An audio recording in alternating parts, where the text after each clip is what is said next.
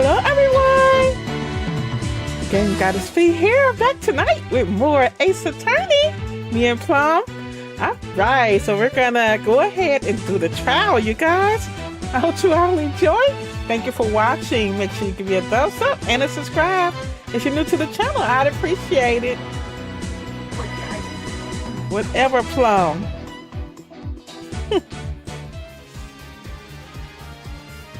Alright, we got Ace Attorney, Spirit of Justice, Turnabout, Traveler. This is a special episode, Trial Day 2.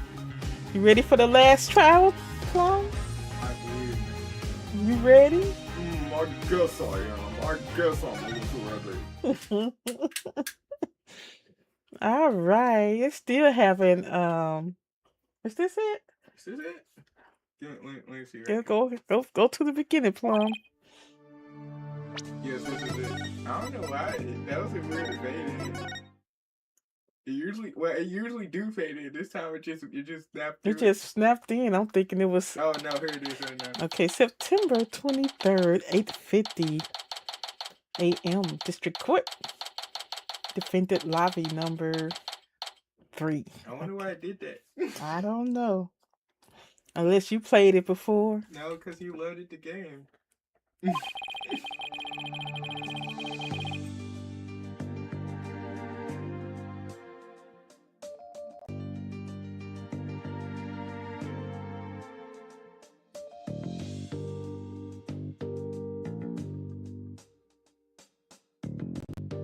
One second. His mic. Mike, please, Mike, answer the phone. Okay, there you go. Michael, the board, please. Yeah, no, to it. So the one thing we found out yesterday is that Suan was there at the crime scene. I only hope I can get some testimony from him that'll get to the heart of the matter. Mr. Wright? Good morning, Ellen. Your voice sounds as different as ever.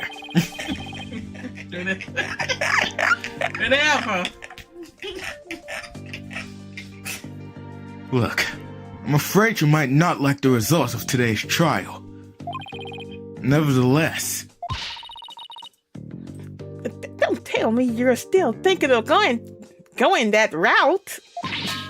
Soren is innocent. He can't be found guilty. Take me instead. Ellen, please! Try and get a hold of yourself!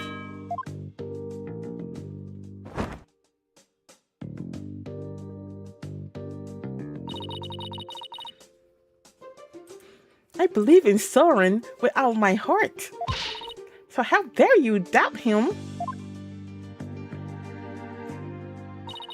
Regardless of which one of them is found guilty today, it's going to be devastating for Ellen, isn't it? We'll just have to do everything we can. That's the best we can do, you know? The trial is about to begin, Mr. Wright. Alright, let's go, Maya. Yeah.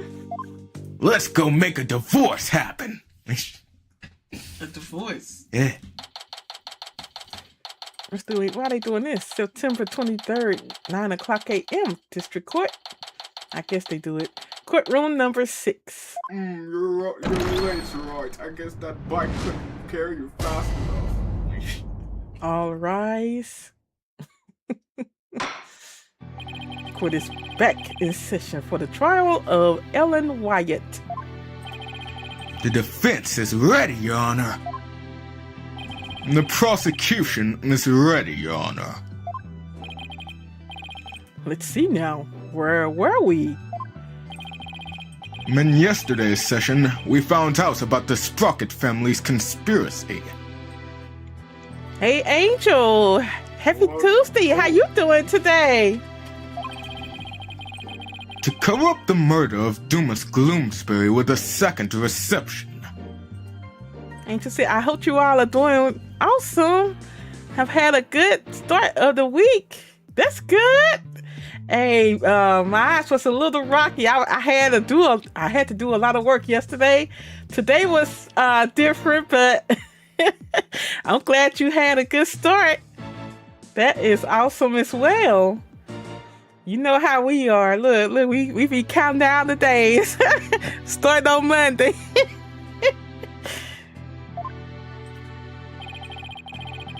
Taking advantage of our collective shock, the defense as usual made a nonsensical claim. Namely, that there was a third person present who struck the victim. Objection! Hey! Don't try to make it sound like I made it all up! The defendant herself made a statement about the existence of a third person. And further investigation has only proven her statement to be true! You see, it's pre Friday. Right. I know that's right. Look, we almost halfway through the week. Ain't that right, Plum? Yep, We almost halfway done. Did you read that last statement? I think, yeah. Okay, I had accidentally hit the button. Then I presume the defense intends to focus on improving the identity of this third person. Is that all right with you, Mr. Edgeworth? Indeed, Your Honor. In fact, I predict that the defense will most likely attempt to name Mr. Soren Sprocket as the true culprit. How did you? The driver during the accident that killed Mr. Sprocket's sister was the victim. Therefore, Mr. Sprocket had a motive to murder Mr. Gloomsbury. That's what you plan to assert, is it not, Mr. Wright?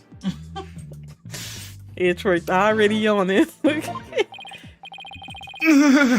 Am I that transparent? Come now, Mr. Wright. Did you really think the police wouldn't uncover this information? Congrats on getting it in one, Mr. Edgeworth. I don't know who did this.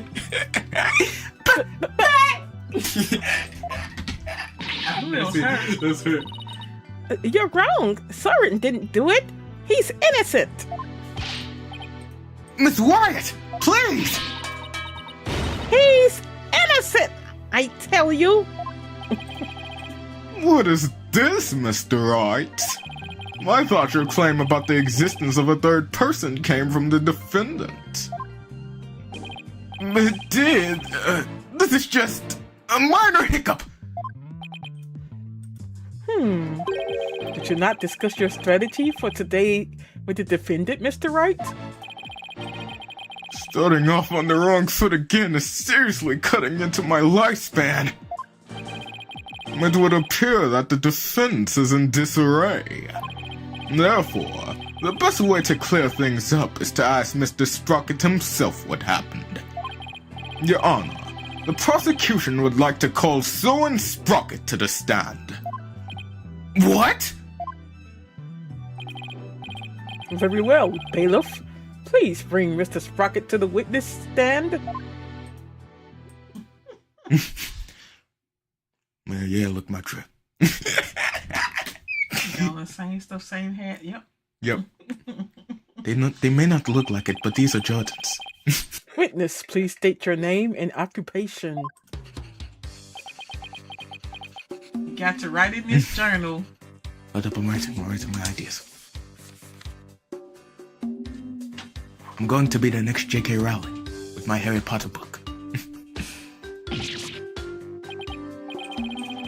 Oh, there's something written on this paper airplane. Let's see. Soren Sprocket, Managing Director of Sprocket Aviation. Mr. Sprocket, please give your answers in words, not paper airplanes.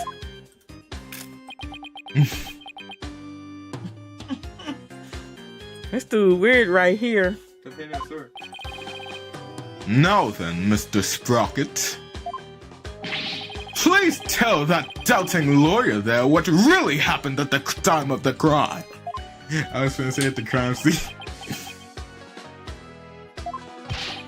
Well, Mr. Sprocket?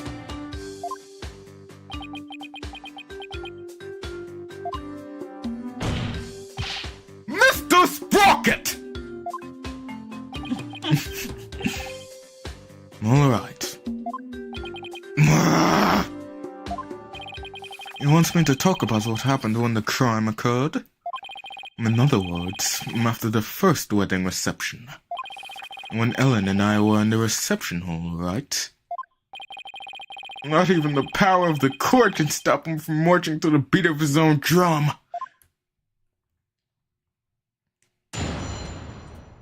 Witness testimony. What Soren remembers. Getting some pizza. That's it.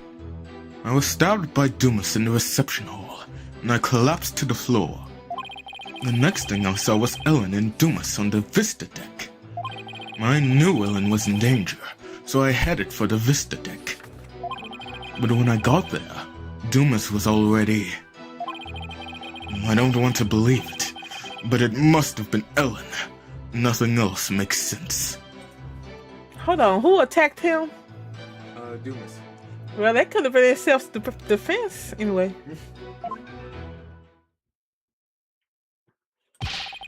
Wait just a minute here! You actually think Miss Wyatt killed the victim? That's right. Dumas was killed. By Ellen. This is unbelievable! How can you suspect your bride? The woman you love! Objection!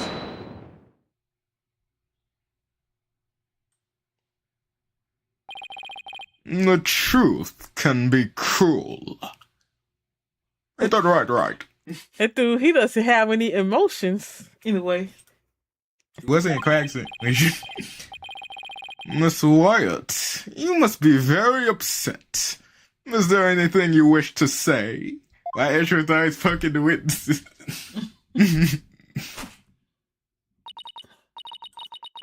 No, I can't believe this. Soren? I thought that at least you would believe in me. The best way now to show your love for your groom is to admit your guilt and try to atone. I hope she don't try to defend him now. Soren! Hold it! Mr. Edgeworth, I haven't even cross-examined the witness yet! And quit picking on the clearly distraught! Yeah, that's so not cool, Mr. Edgeworth. A court is where we seek the truth. When the truth is unyielding, even to the truly pitiful. Mr. Edgeworth? I find it distasteful to make a lady cry. To your honor? So what are you going to do, Nick? If the third person Ellen saw on the Vista deck was Soren, then we have to prove Soren was there at the time of the murder. I don't see any obvious inconsistencies in his testimony, but we have to push forward. So basically, you're gonna bluff, right?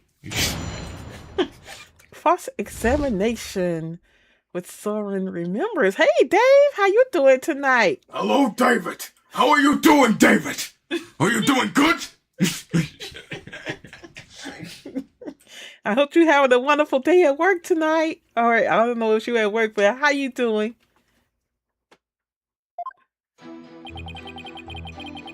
I was stabbed by Dumas in the reception hall, and I collapsed to the floor. Hold it!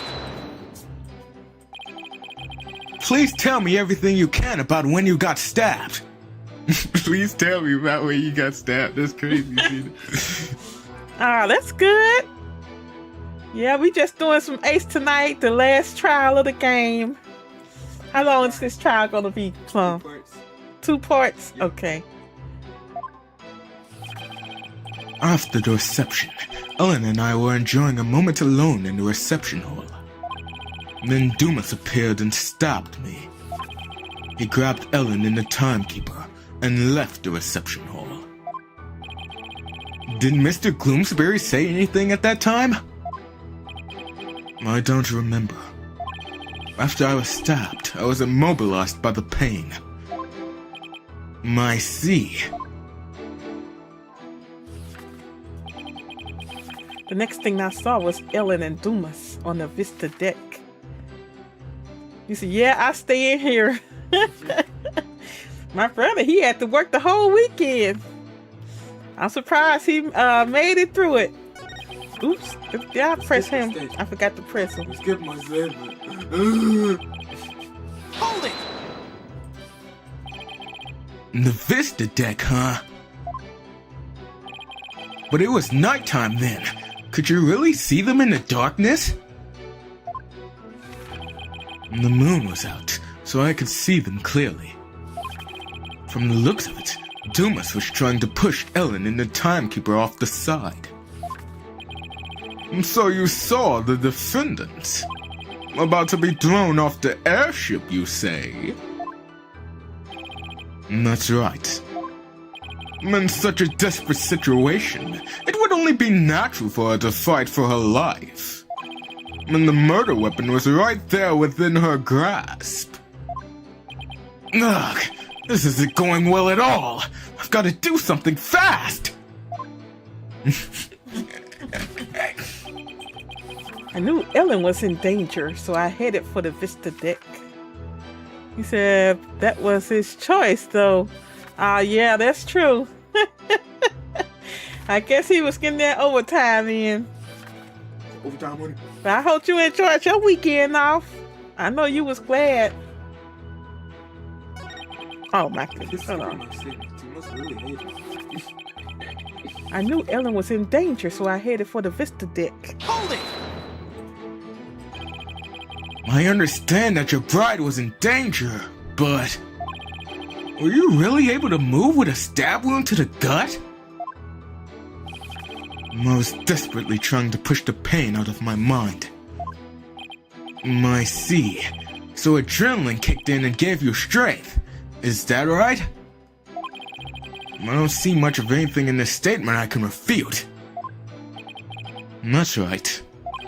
I almost passed out several times as I made my way to the Vista deck. But I'm just that guy. I just It was cold this weekend too. But when I got there, Dumas was already... Hold it! So what you're saying is that you're built different. Are you absolutely sure, Mr. Sprocket? But by the time you got to the Vista deck, the murder had already been committed? Yes. But the Vista deck is just on the other side of the glass windows in the reception hall. Shouldn't you have been able to get there right away? Objection!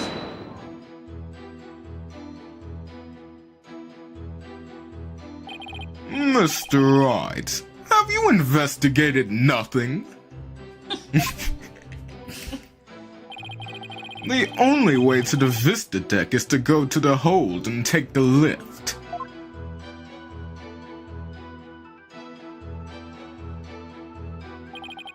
No matter how much one hurries, it would take at least 10 minutes. Ah! Well, that's unhelpful. But someone have to have gotten there before the murder, or my claim won't stand. Do you have any ideas for me, Maya? It's definitely easier to prove that someone did go to the hole than not. I mean, you can't leave anything if you don't go someplace, right? He's way too quick to throw her under the bus. Right. Right. And then she was gonna sacrifice herself to try to save him. I hope her tone had changed.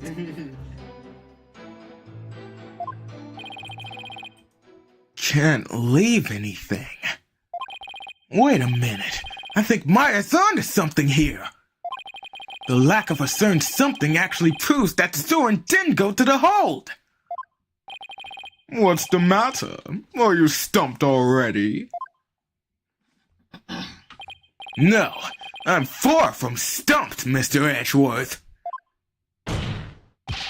I know for a fact that Mr. Sprocket didn't go to the hold. Uh-oh. He just got up there, and first thing he did was accuse her, right? Yep. It was Ellen. She did it. 100%. You can tell when they guilty, they start pointing fingers and everything. I can say without 100% certainty it was my wife. You and your paper-thin bluffs. Mr. Sprocket's bloodstain on the lift proves he went through the hold. So what possible proof could you have that he did not, in fact, go through there? You want proof? You got it! You can do this, Phoenix. There's gotta be proof that Sun didn't go through the hold. Well, Mr. Wright? This proves that Mr. Sprocket didn't go through the hold. Let me see. The Flying Chapel? Yep, that's definitely that. No, it's not that. Let me see.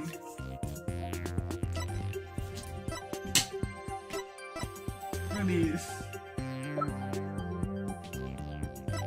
Remember we had them keycard records? The who? Those records. Yeah, that. Oh, this right here? Yeah. Oh, okay. Record of people who went through there. As anyone can see from the hold entry record, there was absolutely no mention of Soren Sprocket entering the hold. The defense asserts that Mr. Sprocket used a different route to get to the Vista deck. You can assert all you want, Mr. Wright. But can you actually prove another route exists? Can I prove the existence of another route to the Vista deck, you ask? Nope. Yeah, I can't. Oh, he can? Yep. I can prove it! Even if it's just a bluff, I have to present something. Anything that could prove the existence of a faster route to the Vista deck. Very well then, Mr. Wright. Show us how Mr. Sprocket got to the Vista deck. Mr. Sprocket made for the Vista deck through here! Alright, so he jumped out the window and then his body ricocheted onto the Vista deck. That's how physics works. No, it's that little thing. It's that door to the left. Right here? Yeah. Take that! To save his bride from danger, Mr. Sprocket opened the escape hatch and made his way alongside the outside wall to the Vista deck. Isn't that right, Mr. Sprocket? When you just immediately die if you did that on the airplane, though, you would just get sucked out immediately. All the wind suck you up. Yeah. That's a earth, one of them blimps. Them blimps. Wouldn't the same thing happen? Maybe not.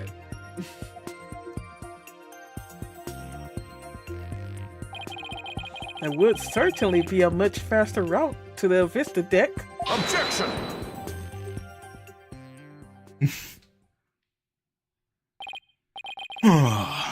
I'm disappointed, Mr. Wright. Was that really the best you could muster? That escape hatch is not meant to be used to get from the reception hall to the Vista deck. One slip, and that's all it would take for Mr. Sprocket to plunge to his death. I have to agree, the defense's claim is really stretching it. Hold it!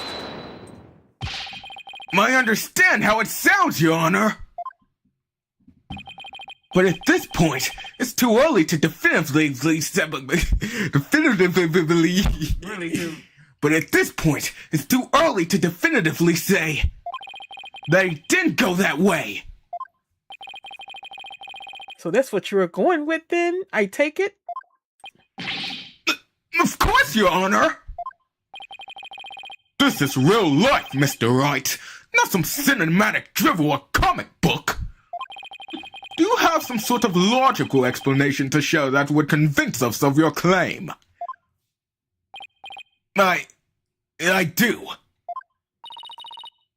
Are you sure, Nick? Kind of. Actually, I have nothing. So I'll just have to wing it somehow. On what do you base your theory that Mr. Sprocket made his way along the outside? My theory that he was able to go along the outside wall despite the danger is based on the power of love, baby! Whoa, Power Mr. Wright, of what's what? up? No, it actually is the power of love. You see the judge be so wishy-washy. Yes, he did. He don't act Wow. like a judge, You no. convinced me, Mr. Wright. He's 100% You see the power innocent. of money? No, it's love. Love? Yeah. Mm. Nuh-uh. You're right, he's guilty.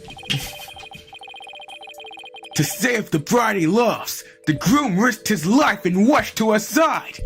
Yeah, did y'all, my oar slipped for a second? I said whooshed. It's over. Mr. Sprocket was able to make it to the Vista deck despite the danger. You Sprocket. My Sprocket. My Sprocket. Because of the power of love.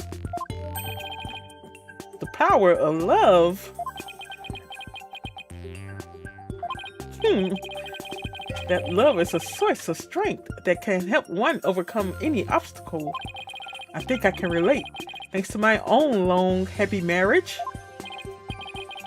Wow, he actually seems to be buying it. Objection! The power of love, you say? That kind of a logical argument is hardly viable in a court of law. Wouldn't you agree, Your Honor? I am afraid not, Mr. Edgeworth. You should never underestimate the power of love. You'll understand one day when you get married. Which I won't!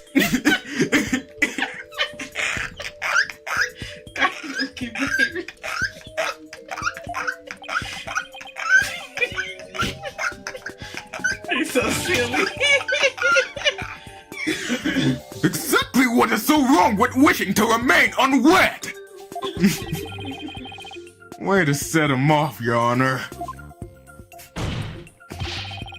Never mind all this unscientific nonsense. Are you aware, Mr. Wright, that at the time of the crime,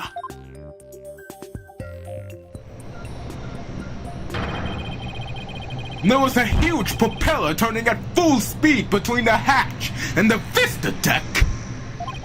Even if a person were to go outside through the hatch.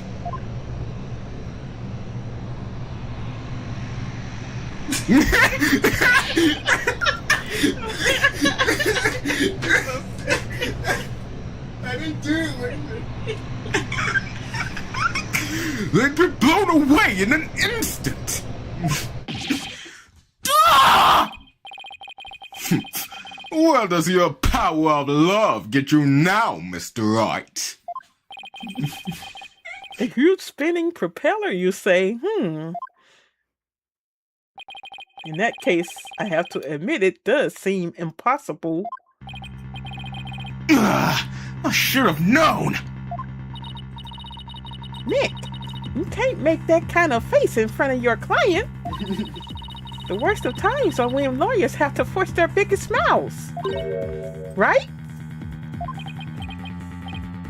Right. Feel like I just saw Mia looking out at me through Maya's eyes. What's wrong, Nick? Why are you gaping? Why are you gaping at me like a giant sunfish? Thank you, Maya. You just helped me remember something really important. There it is. There's that fearless smile I was looking for. Now, give us a mind-blowing theory, just like you always do. Might have to turn my thinking around. Instead of wondering how Soren could have moved past that huge propeller, I have to think about what would have made it possible for him to do so. Your Honor, Mr. Wright only makes that ridiculous face when his back is pressed against the wall. Therefore, please do hurry and give your ruling before... Mr. Edgeworth, it's still far too early to discount my theory. What are you talking about? The airship's large spinning propellers have already shredded it to pieces. But if we think a little more outside the box, I'm sure we can find a way he could have made it. Stop trying to stall, Mr. Wright, and show us how it could have even been remotely possible, if at all. I must agree with Mr. Edgeworth. Very well, Your Honor. There must have been a way. Some way that someone could have moved along the wall in spite of the propeller. Now then, Mr. Wright, what specifically would have made it possible? This is how it would have been possible for Mr. Sprocket to get to the Vista deck. Alright, so, To the other... inside of us, there's one powerful force. And if you use it, you can move things with your mind. The airship wasn't flying? Nope, it wasn't flying. It was in the air. No, it wasn't. It wasn't flying. It wasn't flying.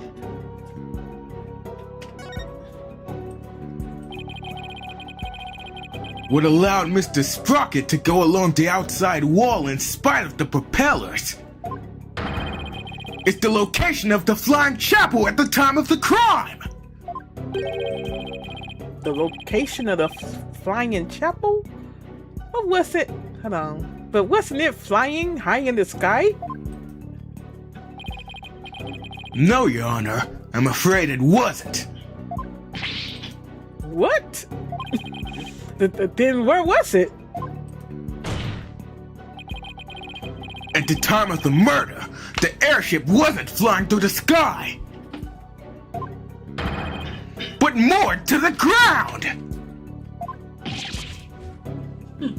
What? And if the airship wasn't flying, then that means...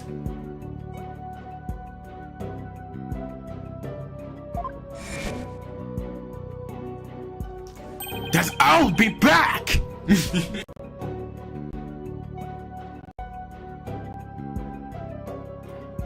He'll be back, guys. He ordered him a pizza. Y'all know Plum. He don't eat what we eat. Sometimes, most of the times, he's a picky eater. But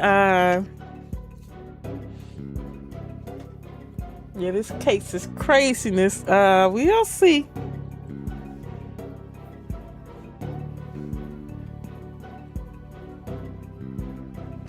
He's back.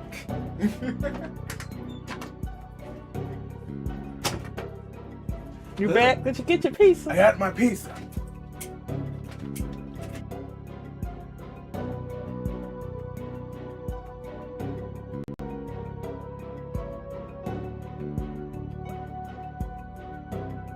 Yeah, killed his mic. There you All go. right, we're back. The propellers weren't turning.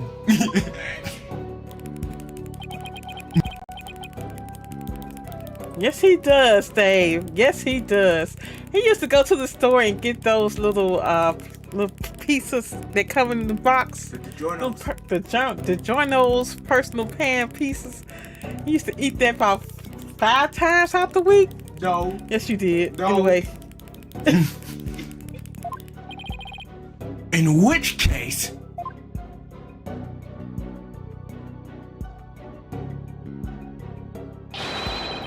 Mr. Sprocket could have gone to the Vista deck along the outside wall! Isn't that right, Mr. Sprocket?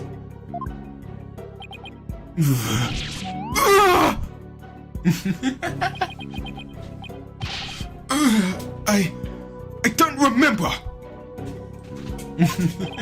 You know, did his pen so hard his thumb that got swollen. Ow! He stabbed himself with his pencil. That's gonna leave a mark. Objection! Even if the propellers weren't turning, it would have been far too risky to go that way. Ah, but Mr. Edgeworth, you're forgetting about the power of love. Yes, the amazing power of love. Not this again! Very well. For the sake of argument, let's assume the so-called power of love made it possible for Mr. Sprocket to move alongside the outside wall of the airship. Can you prove that the airship was tied to the ground as you claim, Mr. Wright? Well, I don't have any evidence that proves where the airship was at the time. You can prove it, can you? Can't you? Can't you? So, Game Queen 81, how you doing today? Happy Tuesday? Pre Friday. Maya, can you think of anything we can use to prove it? Can't say I can. Oh, wait. Did somebody see something outside the window at the time of the crime? I think I remember someone saying as much. Do I have a piece of evidence that shows what was outside the airship? With Larry's picture. Yeah. Well, what are you waiting for?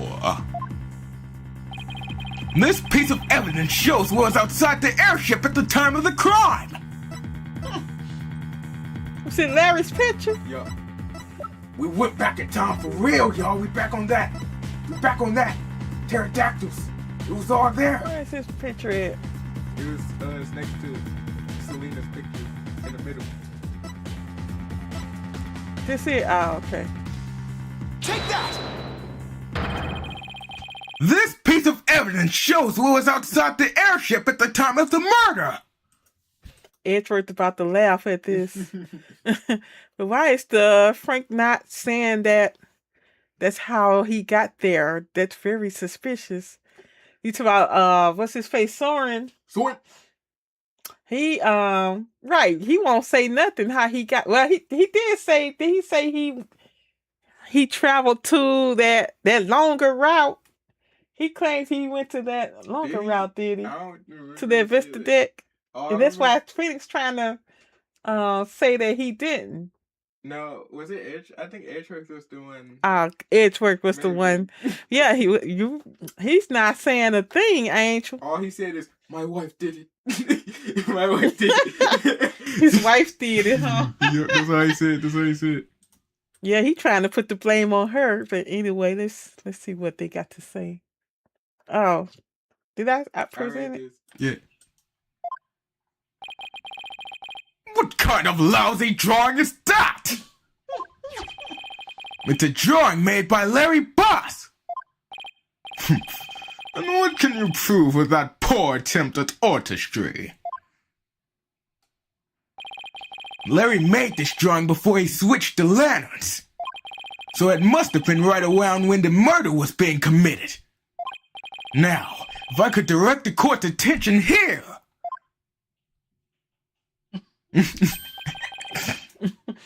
Is that a pterodactyl?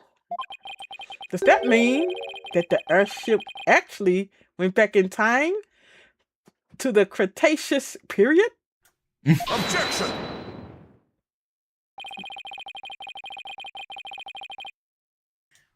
We've already proven that time travel is nothing more than a gimmick, did we not? We did, and I have no intention of bringing up that argument again. But this drawing shows us an important piece of information. It shows us that the airship was actually moored on the ground.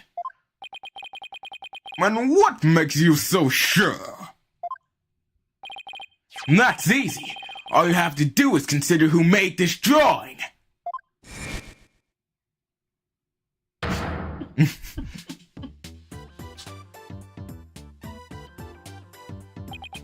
Larry. That's right. It was Mr. Bus, and we both know what he's like. He must have seen something else and mistaken it for a pterodactyl. I can't argue with you there. Hey! Wait just one doggone second here! What kind of moron do you guys take me for? I saw it with my own eyes! A pterodactyl flew right by the window, I tell you! I have the sharp eyes of an artist! Don't you believe me? No. Nick! Nope. Some friends you guys are! What about the judge? You believe me, right, Your Honor? I'm sorry, but I'm afraid you need to leave this courtroom. Bailiff, if you would. He said she needs to run the other way. I know that's right. And stop trying to throw herself under the bus. Come on, buddy, let's go. Why doesn't anybody believe me? Why he kicked Larry out the courtroom? Do you want Larry in your courtroom? Don't take it personally, Larry. I know you're just being, well, you. Well, you just used this evidence, so don't you need them? A little bit. Now then, so you're saying that what Mr. Butts really saw bears some relation to what was outside the airship at the time of the murder. He's still laughing at y'all going through them people's pockets in that other game.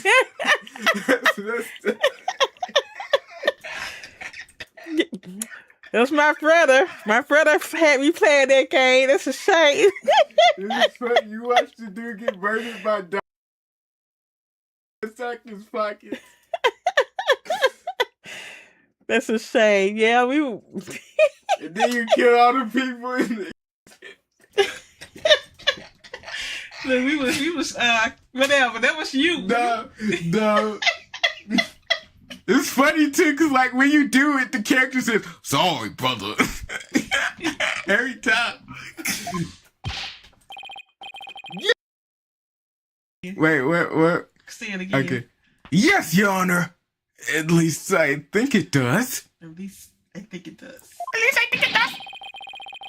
What this pterodactyl really is will prove the airship was anchored at the mooring dock. It had better anyway. If it doesn't, my whole argument is bust. It's a bust. Whatever. I'm missing words. Nah, we'll have to play that again. Probably late on a late Saturday. She's getting addicted, y'all. She's getting addicted to robbing people's pockets. If you're that confident about it, then please go ahead and tell us what it really was. Yes, Your Honor. Think, Phoenix. What could that pterodactyl have actually been? Oh my God, it was that little kid. They was on the Vista deck. Oh yeah. It's there at the top. Well, Larry was down here somewhere. Yeah. He was over here. You wanna know what it is? You wanna know what it is? What it was? It's that stupid sign. This here? Yes. Oh my goodness. Take that!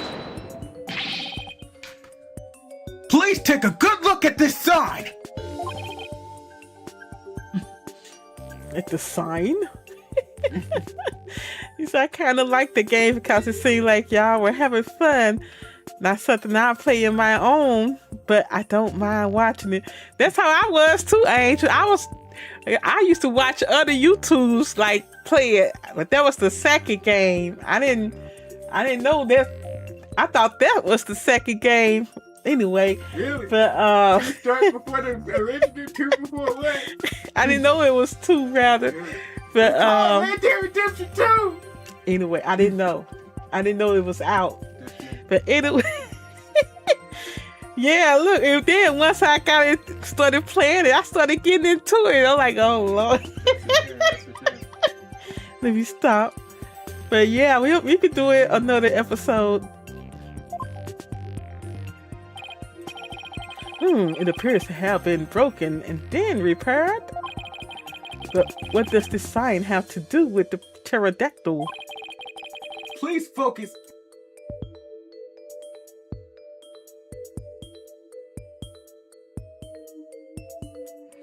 Is it back? He done broke his mic, you guys. Hold on. Oh, goodness, we got to get him a new mic. It's over. There you go. Is we back? Okay.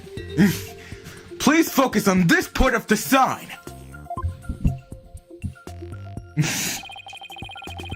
That part that broke off and got reattached? What about it? How about if we turn it like this?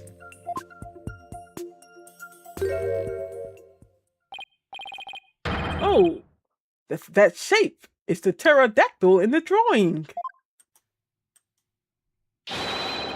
What Mr. Bus actually saw was this chunk as it was being blown through the air by the wind.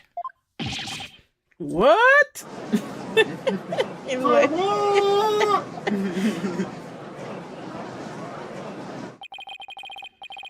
On the day of the murder, there was some heavy winds in the area of the morgue dock.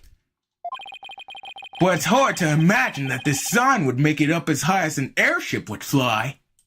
Well, if the wind was blowing, how he walk across there anyway? Yeah, Phoenix, your argument doesn't make sense. That means the flying chapel must have been anchored at the morgue dock that night. Isn't that right, Mr. Sprocket? Objection!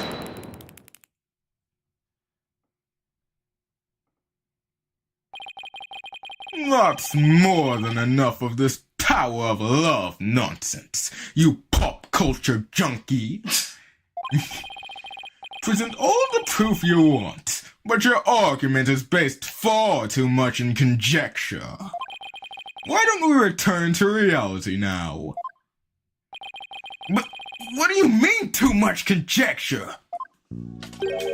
Even if the airship wasn't flying, that alone doesn't prove the witness went along the wall. True. Even now, it's no more than a possibility. Then how do you propose Mr. Sprocket got to the Vista deck, Mr. Edgeworth? I noticed something as I went over the evidence. Please take a look at this hold entry record.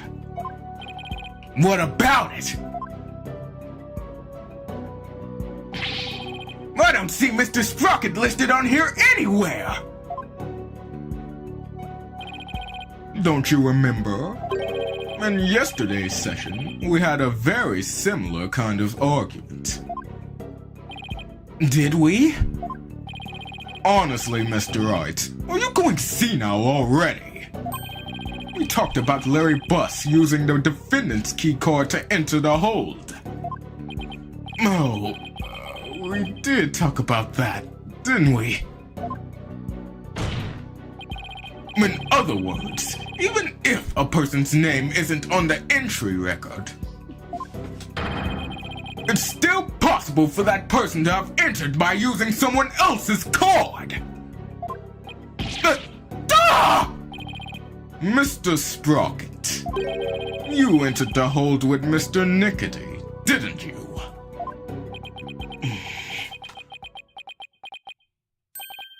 I did. What? Why didn't you tell us that in the first place? Right, he didn't say nothing. Pierce is indispensable. I didn't want to mention him unnecessarily and risk having him wrongly accused. I couldn't do without him. Mr. Sprocket, I ask that you testify in greater detail about your movements that night. Uh-oh. Uh-oh. Witness testimony. the truth.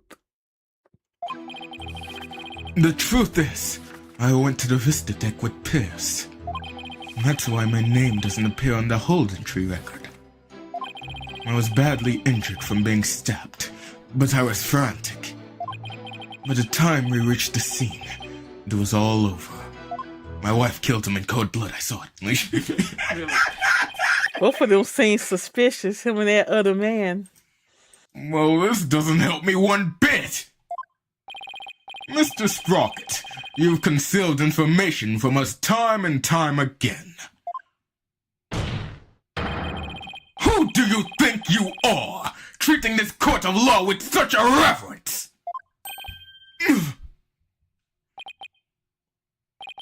That being said, I do appreciate the testimony you gave just now. Thanks to you, we now know why your name doesn't appear on the entry record. Now, there are no more inconsistencies in the witness's testimony. Ah! That's Mr. Edgeworth for you. He never leaves a loose end dangling. You okay, Nick? I wouldn't exactly call the situation okay. Somehow I'll have to coax the information we need for an opening out of him. If I even can, that is. Oh, here we go again. Right. You got to do something. Cross-examination, the truth. The truth is, I went to the Vista deck with Pierce. Hold it! You didn't mention this because you didn't want Mr. Nickety to fall under suspicion? Is that because he has something to hide? Or just didn't want the police to take up his time with all the questions. That's all. Neither the company nor the household would function smoothly without him. I see. Wow. It sounds like Pierce is absolutely indispensable to the Sprockets. Anyway, getting back to your statement. When did you meet up with Mr. Nickety? We met up on my way to the Vista deck. I think Pierce and some of my relatives were on another floor. But Pierce heard the commotion and came running to my aid. He could hear the pandemonium all the way from another floor? Mr. Wright, would you like the current statement added to the witness's testimony? Yeah, whatever. Have it added. Yeah. Yes, please, Your Honor. Very well. Pierce heard the commotion and he came running. Hold it! Did Mr. Nickety come alone? I believe some of his subordinates were with him, but I don't remember exactly how many. He may say there were others, but seeing how they pulled that second reception off, I can't completely trust anything he has to say either. I see. So you, Mr. Nickety, and a few others headed to the Vista deck, is that right? That's right. The judge should be getting all these people up with perjury, by the way. Right. That's why my name doesn't appear on a hold entry record. Hold it! Your name doesn't appear on the hold entry record. Because you entered with Mr. Nickety using his key card? That's right. So I guess the hold entry record doesn't matter as much as we thought. But now that Soren's saying he was with Pierce and a few others, it's pretty tough to refute that statement. What's the matter, Mr. Wright? Cat got your tongue? Did you finally realize there's no point in continuing this trial any longer? Of course not! I'll wipe that smug look off your face! Mr. Sprocket, please continue with your testimony. I was badly injured from being stabbed, but I was frantic. Hold it! Speaking of your injury, how are you doing now? The knife wound is deep and continues to throb with pain. Fortunately, my internal organs were spared. But one wrong move would have spelled the end for me there. Even so, I've seen you up and about all over the place since the incident. I'm only following my doctor's orders to perform some daily light exercises. Mr. Wright? Would you like Mr. Sprocket's statement about his condition added to his testimony? Not that it appears especially relevant to me. Should I have him added to his testimony? Yeah. Why not? And why not? Yes, Your Honor. I'd like to have it added to his testimony. I see. Very well. I got stabbed bad, man. I got stabbed real bad. The knife wound is quite deep and continues to throb with pain. Hold it! Your injury was really that deep? Luckily, it missed my internal organs. Otherwise, I wouldn't be alive right now. According to his doctor, his injury will take about 3 weeks to heal. There's no way someone with that kind of injury could have gone along the outside wall. But he might have been able to do it with a burst of adrenaline brought on by the pain! Adrenaline. Is that your answer for everything? In a court of law, the only thing that matters is evidence, not rampant speculation. At least admit it's scientific rampant speculation. May I continue? Yes, of course. By the time we reached the scene, it was all over. Hold it!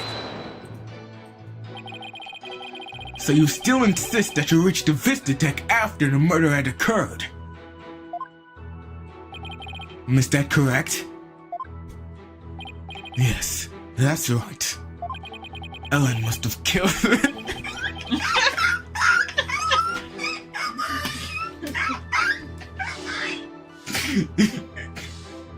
Ellen must have killed them. There's no other explanation. There you go, throwing it under the bus again. It just made me laugh.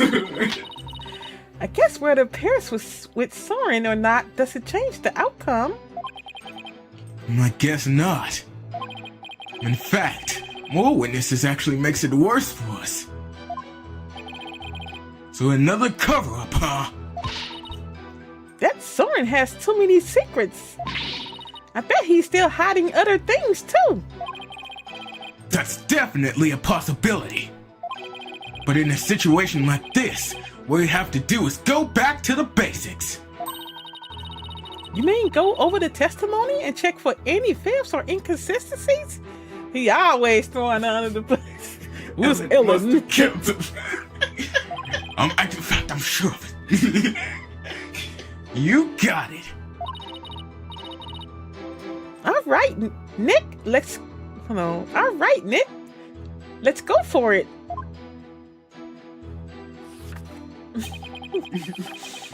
Okay, what statement the truth is? Let me see. Chris had the commotion. Nope. Nope. I think it's this one. I was badly injured for being stabbed, but I was frantic. Huh? Not this one. The knife wound is quite deep and continues to throb with pain. Knife wound. We'll see the what the evidence. We'll see he stabbed with something else. With that thing. Yo. This here. Yo. You ain't gonna stab with no knife, boy! Objection! Mr. Sprocket, you just said your injury is a knife wound, didn't you?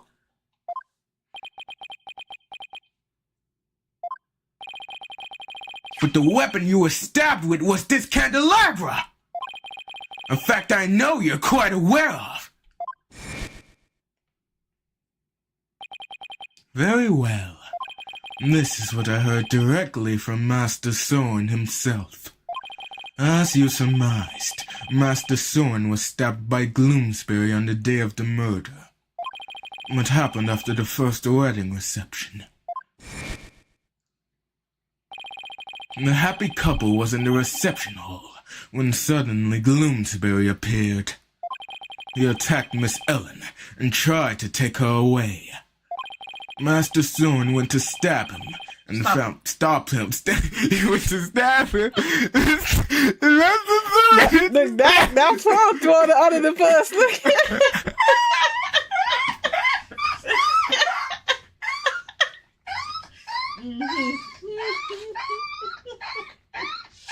Really too.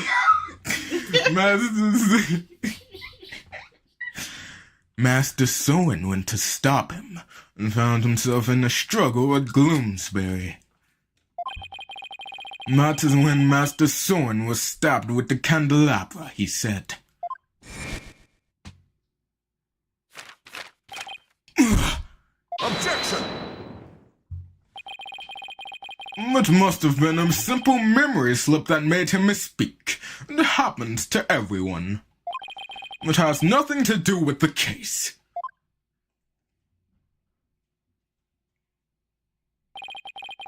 You must be pretty desperate to point out something so minute. I have to agree, Mr. Wright. You hardly need to make such a big deal over such a small mistake. But I contend that is an important inconsistency. Besides, I couldn't find anything else. This is the only thing I have to go after. When I say it's not important. Now, let's not waste any more time on this matter. I agree. Everybody has a little memory lapse every now and then. Hold it! But Your Honor, please let me explain. But can you? Can you really explain to this court what makes this slip so important? Yes, I can, Your Honor. After all, it was Soren himself who told Pierce that he'd been stabbed by a candelabra. This is more than a simply memory slip. There has to be some kind of reason for it. Well, Mr. Wright, please explain why the witness's slip of the tongue is so important. The point to focus on here is why the witness would mistake the weapon used to stab him. Think carefully, Phoenix. This could very well change the course of the trial. I see. So, why did the witness make that mistake, Mr. Wright? Oh no. Mr. Sprocket, I identified the wrong weapon used against him because... He just misspoke. Y'all right, you right, Ashworth. I'm sorry. I'll retire again. He's covering for somebody. Nope. He has no memory of it. He has no memory of him being stabbed. Yup.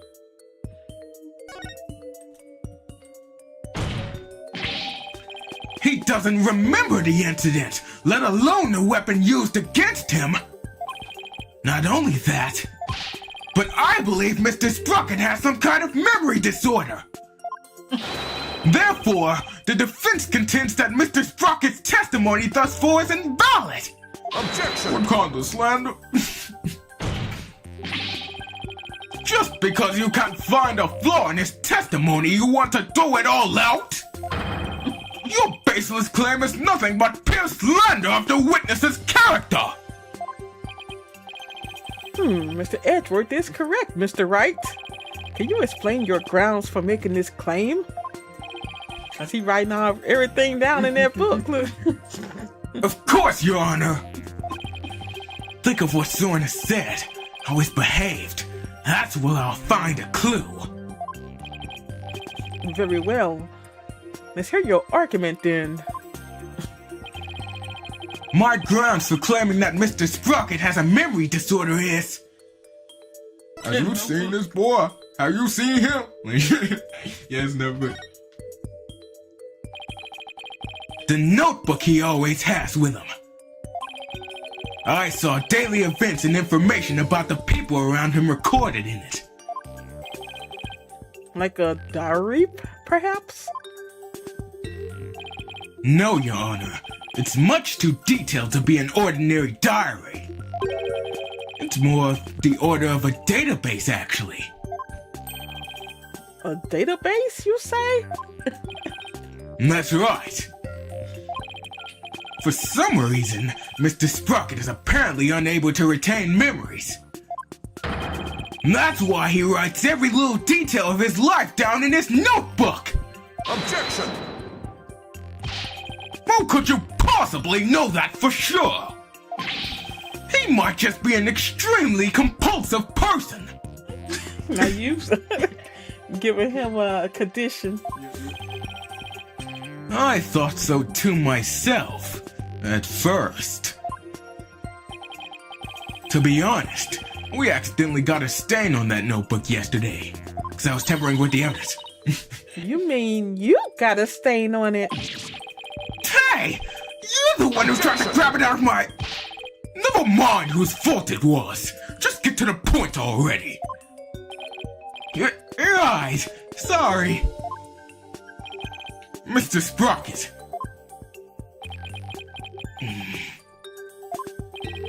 The page Miss Faye got a stain on yesterday. That's the page with the details of your stabbing on it, isn't it? No, I only write in this notebook because I'm very compulsive. Now drop the subject already.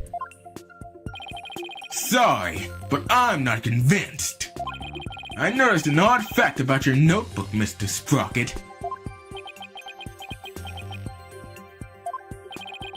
On the earlier pages, you used it to write down invention ideas.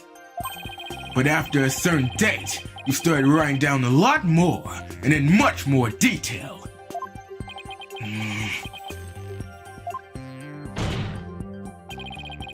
I believe your memory disorder stems from what happened on that date. Something so monumental, it caused a memory disorder, Mr. Wright? You don't know what you're talking about. Sorry, but I do know what I'm talking about. And this is the proof. This is the thing that caused Mr. Sprocket's memory disorder. You know, I'm realizing we probably should have stopped. This could have been an hour, but now we can keep going. What you finna do? What if, that picture that car? newspaper clipping, Yeah. yeah, that. Man, that car flipped over. You were involved in this car accident too, weren't you, Mr. Sprocket? And the shock of losing your beloved older sister is what caused you to develop your memory disorder. Mr. Sprocket?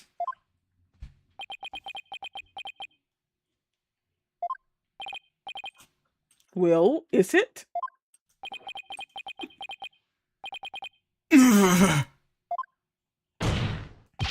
Mr. Sprocket! It's true. That accident did something to my mind. What? Ever since that day, every time... Really, Mom? Really, Mom? The music just started playing. Ever since that day, every time I go to sleep, I lose my memories. And when I wake up, the most recent thing I can remember is the day I lost my sister. It's as if I'm constantly going back in time. What? That's truly tragic. An inconsolable time traveler who goes back in time whenever he goes to sleep. I guess you are the Turnabout time traveler. Yeah. Besides, time travelers do exist, you know. But you wouldn't understand.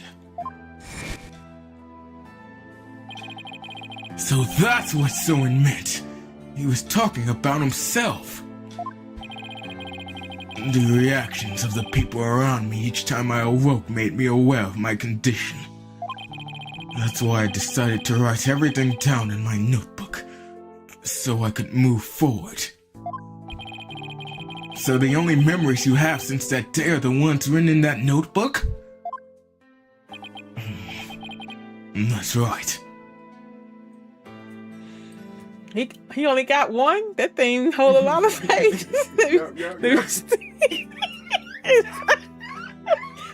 He write very small, man. He just write very small.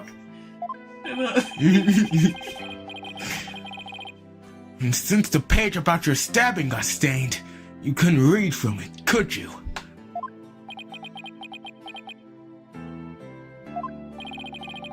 There's just one more thing I'd like you to clarify for me, Mr. Sprocket. Exactly what are your feelings towards the victim? Mr. Sprocket? Mr. Sprocket's feeling towards Dumas Gloomberry? Gloomberry? Whatever. That's right, Your Honor. The witness said that every time he wakes up from sleep, his mind goes back to the day his sister died.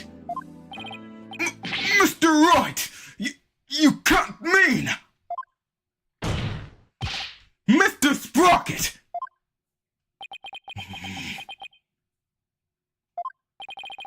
Your pent-up feelings of anger and resentment towards Mr. Gloomsbury for the accident were renewed each and every time you woke, were they not?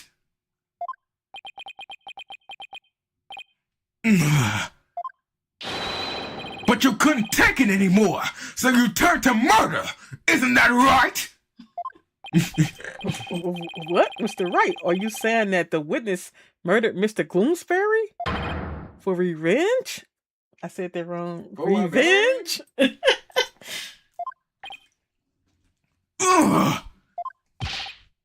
Well, Mr. Sprocket?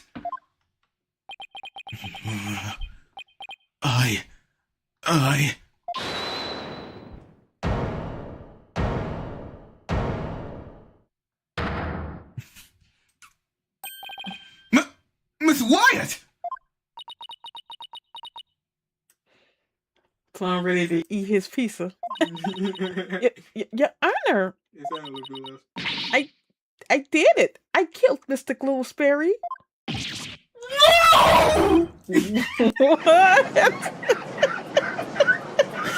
How did she just confess? Oh my goodness. Miss Wyatt! What are you trying to do? Don't tell me you're still thinking of going that route. Soren is innocent. He can't be found guilty. Take me instead. Oh my goodness. Ellen, please! Try and get a hold of yourself! I guess she really meant it. Right. What kind of stuff is that? She's still trying to risk it all. This man has said verbatim. And he trying to Ellen throw her must under have the done bus. it. My Soren didn't do anything wrong. I'm the one who should be convicted. Are we to understand that you're confessing your guilt? No! No, wait, Your Honor! Ellen, why would you cover for me? After I testified that I thought you must have killed him. I'll admit, I couldn't believe my ears at first. But all I want is for you to be happy. Your happiness is my happiness, Soren. Let's throw both of them in jail. Yep. Bro, let's get ready to jail. Right, she have shocked him. He knew he didn't throw her under the bus. Oops, did I skip a Yeah, line? you did. But without my notebook, I'd even forget those feelings of yours by tomorrow. Knowing that, do you still feel this way?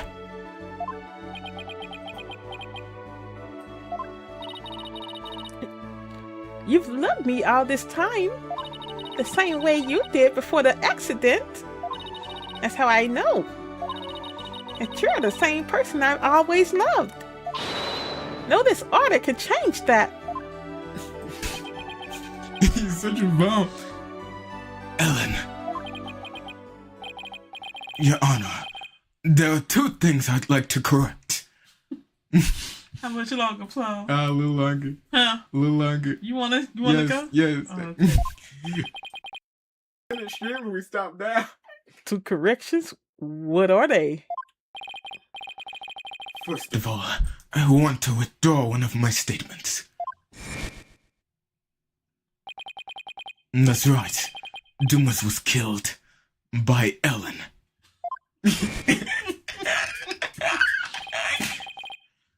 Without memories to rely on, I took the police completely at their word.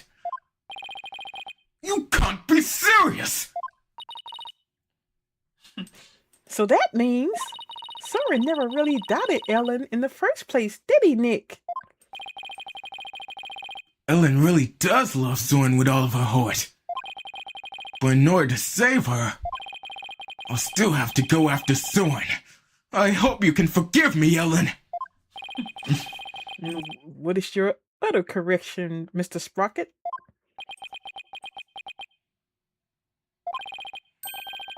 The truth is, I never felt any anger or resentment towards Dumas about my sister.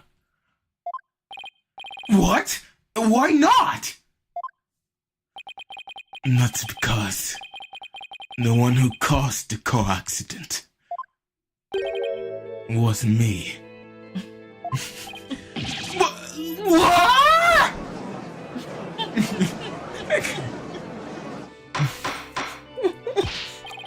Order in the court. Please continue, Mr. Sprocket. I'm the one who killed my sister. To protect my career and my future, my father made Dumas take the blame. In exchange for money and a position of lead servant. News article. How they go to update the news article? They updated it. They went back in time and updated it. Anyway, newspaper article updated in the court record. A clipping of a newspaper article about Selena Sprocket's car accident. Soren was the one driving. Oops, I read that with your mic on. A newspaper article updated in the court record. A clipping of a newspaper article about Selena Sprocket car accident. Soren was the one driving. They updated that anyway. So you see, Dumas must have held a grudge against me, not the other way around. And he must have attacked Ellen to get his revenge on me. Are you sure about all of this, Mr. Sprocket? Very sure. It's all been written down in detail in my notebook. The notebook is important. The notebook is important evidence supplying background to this case. I must insist you submit it as evidence. And I took his notebook. Soren's notebook added to the court record, a database-like notebook that chronicles the events of each day in minute detail. The lawyer said I had turned to murder, but that's just not true. However, it is true that my older sister and Dumas are both dead because of me and my negligence. I just glanced through Mr. Sprocket's notebook. I wasn't able to read the part about when he was stabbed due to the blood stain. But what's written here about his sister's car accident is exactly as he stated. Your Honor, as long as it matches what's written in that notebook. Can we still take the witness's testimony as valid, in spite of his memory disorder? Yes, I believe we can. I understand now that the witness's memory is in disarray. But if what Mr. Sprocket himself wrote in this notebook is true...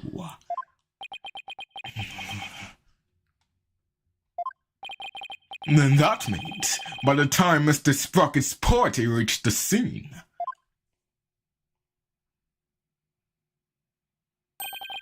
the victim had already been killed. Edge was right. I'm still in the same bind as before. But should I really simply accept the contents of the notebook? As a substitute for someone's memory? Well, Mr. Wright, what do you think? Will you accept Mr. Sprocket's notebook as an official representation of his memories? Will I accept Mr. Sprocket's notebook as an official representation of his memories? Nope. Nah, boy! Anybody could have wrote in it. Wait a minute, Your Honor! The defense requests a chance to examine the notebook to see if it's trustworthy. Then you already look at it anyway. Very well, but be quick about it. Thank you, Your Honor. So how should we examine it? Well, we should look at it from all different angles to see if there's anything suspicious. All right, Maya. You're up. Here we go. Man, you'd think this had had more paper in it. It's a thin thing. There's no point if I don't look at what's inside. I'm gonna have to open it. With your permission, Soren, here I go. Yikes! Oh, it's just a page Maya got all stained. But I guess it's not going to be very helpful at this moment. I'll keep going. This is the last page where there's writing. Something about this page doesn't sit right with me. I'd better take a closer look. This one here? Nope. There are some mathematic formulas. Nerd! And looks like he was calculating something to do with distance and time. But I don't want to know if this had anything to do with the case. Huh? A page has been torn out. It looks like there was something written on it.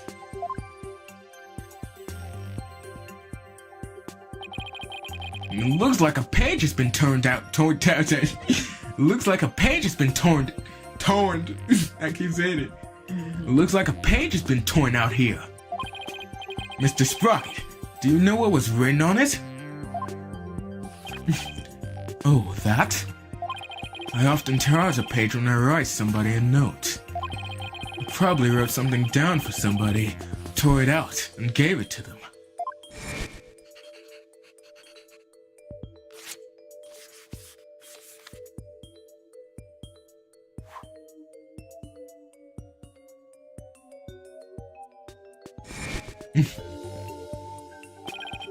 Oh yeah! That solves that then. Objection! Wait a minute! We can't ignore the possibility that something important was written on that page! But now that the page has been torn out, how can we determine what was written there? Well... let's see.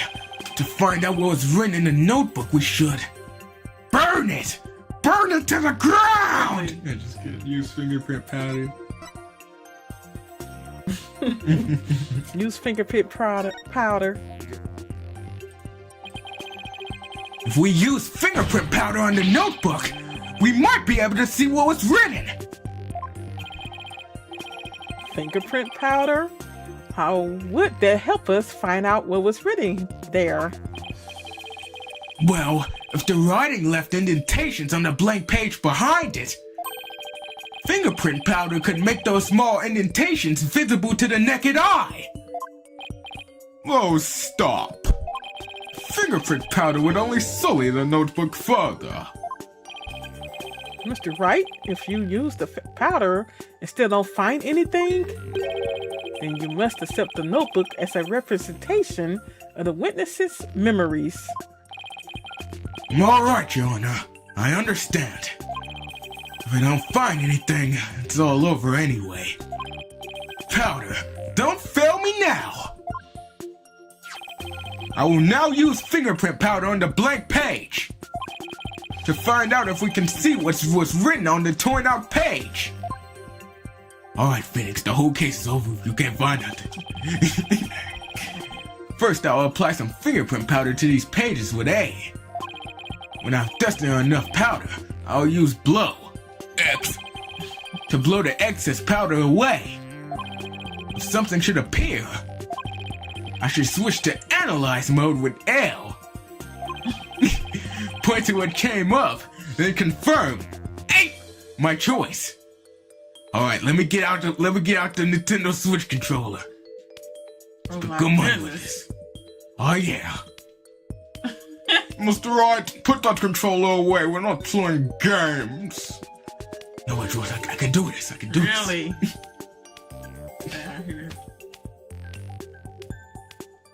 This thing's so slow, that's all? Yeah. Both. All right, now. You gotta move a little bit. You gotta move the camera. Oh. Oh my goodness. You want me to do it? I'll do it. I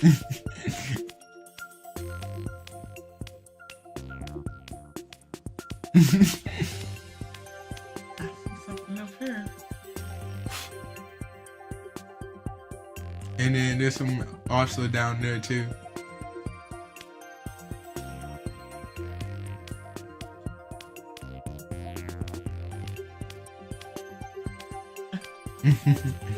This is craziness. You're sure taking a long time over there, right? You're so silly. You're stalling, aren't you? Your case is over. Guilty. Guilty.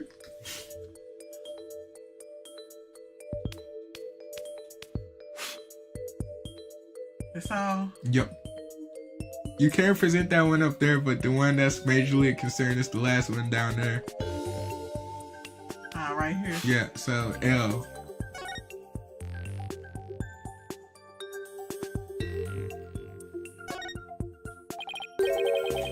It says, I struck and killed Dumas. This is huge!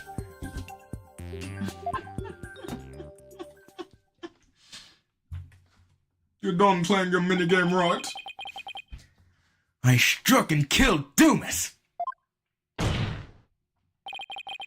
That's what's written on the torn out page. What? It can't be. I don't believe it. There has to be some kind of mistake. Soren would never, could never. Miss Wyatt!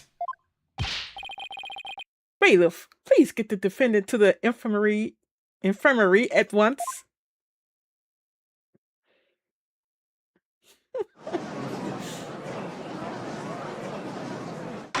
He been on this stand telling about 2 or 3 stories. Yep. Apparently the defendant got too worked up.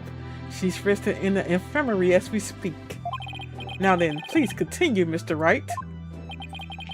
Yes, Your Honor. This notebook is all Mr. Sprocket has to remember things by.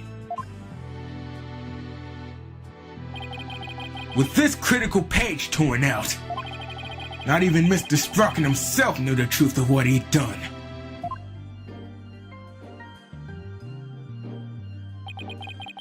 I'm the one Who killed Dumas? So it wasn't Ellen. Oh, thank goodness. Mr. Sprocket, does this mean you were at the crime scene during the murder after all? I guess I must have been. Soren's notebook updated in the court record. A notebook that records Soren's memories in minute detail. One of the pages has been torn out. But, Mr. Sprocket, can we really believe what's written in this notebook? Nobody touches this notebook but me.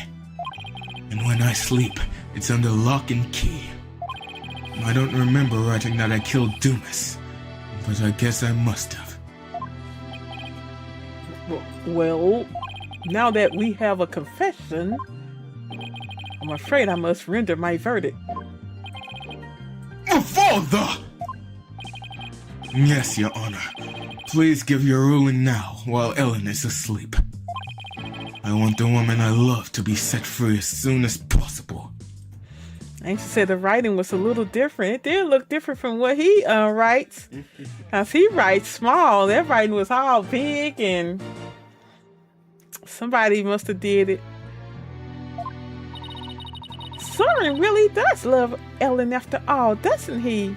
Yeah, that seems suspicious. Yeah.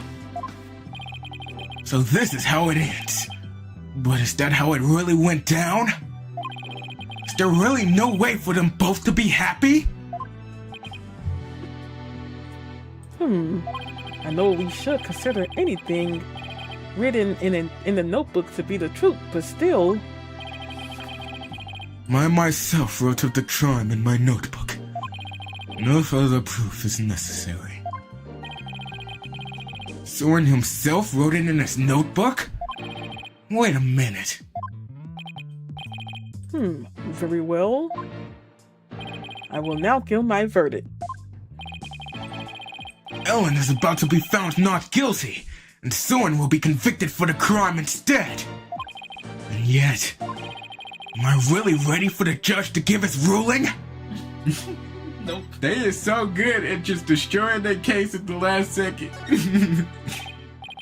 No, not when there's still one more avenue left to explore.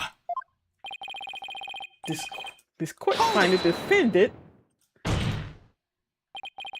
Your Honor, there's still something that bothers me about that notebook. Oh, is there? What are you doing, Mr. Wright? All you have to do is keep quiet, and your client's a free woman. I know, but I think there might be more to this case than meets the eye. I'm not quite sure yet, but I think there still might be a way.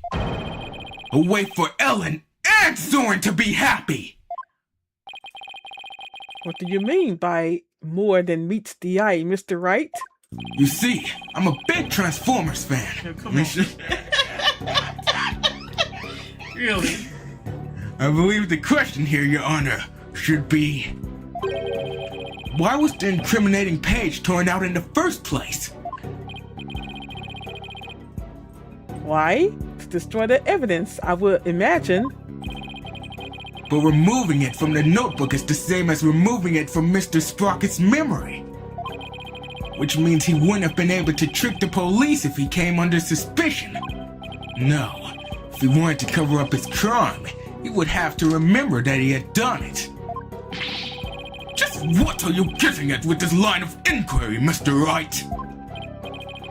Yes, please explain it so that we can all understand. Yes, Your Honor.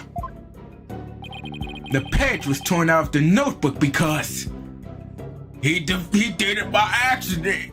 No, somebody else turned it up.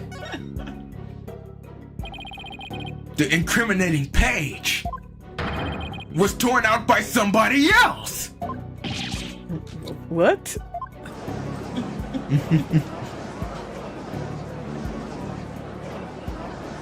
On his back. This is Chip Hack.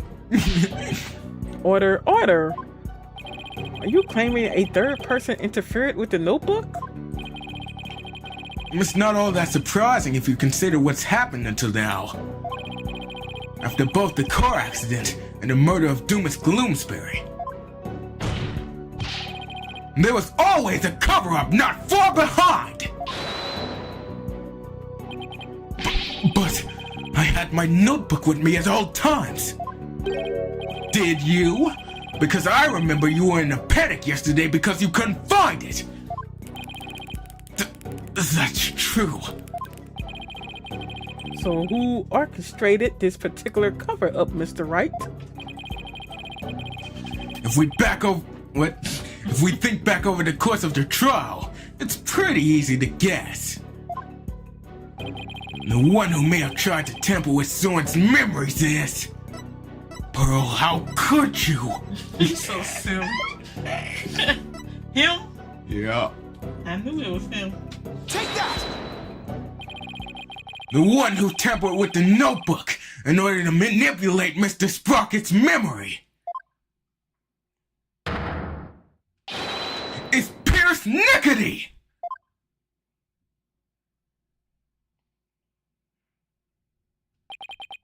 Pierce? Pierce tried to tamper with my memories? Pierce was manipulating me? Case in point, the two receptions that were held to cover up the murder. It was Mr. Nickety who directed the guest and orchestrated the entire scheme. No, it can't be. Which of my memories are mine, and which have been rewritten? When did he start rewriting my memories? Who wrote this, and this, and this, and this, and this, and this, and this? He done went crazy, you guys. Ah! 3, 2, 1, and take off. They go. He literally took off! Oh! What? And where did he go? To the ceiling? Yeah. Look, Nick, he's coming back down.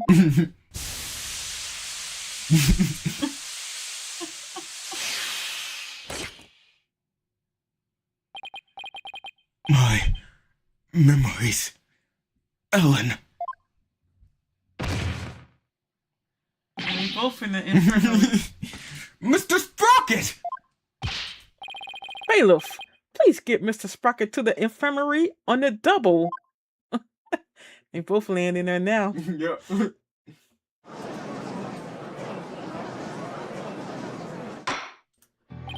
Mr. Sprocket has been taken to the infirmary. We don't have to worry about him running away. So let us resume where we left off. Your Honor, the defense would like to call Pierce Nickety to the stand. Objection! We already know he carried out the cover-up to protect the company and Mr. Sprocket. What more do you want from him? Mr. Android, no, he knows. This time it's different. The notebook, or rather, Mr. Sprocket's memories, have been tampered with. That means the only person who knows the whole truth is now Mr. Nickety. Don't tell me, are you actually trying to drum up a third suspect? In order to exonerate the defendant and her groom? I'm not drumming up anything, nor do I have grounds to accuse him of anything. Yet. All I know is that Mr. Nickety is the only one who knows the truth. And I think he's still hiding something. Something we don't know about yet. No grounds yet, is it? Mr. Edgeworth, does this prosecution, hold on, I said, does this prosecution? does the prosecution consent to calling the witness to the stand? It does, Your Honor. However, I would like a little time to talk with the witness before we do. Very well. We will break for a 20-minute recess. You didn't do it, did you? Oh my God, you did. No. Look, No, I'm gonna lose again. He about to go eat his pizza, you guys. Yep. Run, Plum, run. Now that's crazy, you guys. Some craziness. My memories. I knew that dude was suspicious when I first saw him. Why you hate him? Why you hate I knew he was suspicious. We'll see. I don't want to get too ahead of the trial. But yeah, I appreciate you all for watching and chatting. Angel was in the chat, Dave. Game Queen 81 was in the chat. Everyone else that's watching, I appreciate you all for watching as well. All right, and yeah, if you're watching and you haven't subscribed to the channel yet, I'd appreciate you go ahead and subscribe. I hope you don't mind. Just hit that like button for me. All right, and well, we will talk to you all on the next one. You all take care and have a good night. And happy Wednesday tomorrow, you guys. Halfway there, Angel.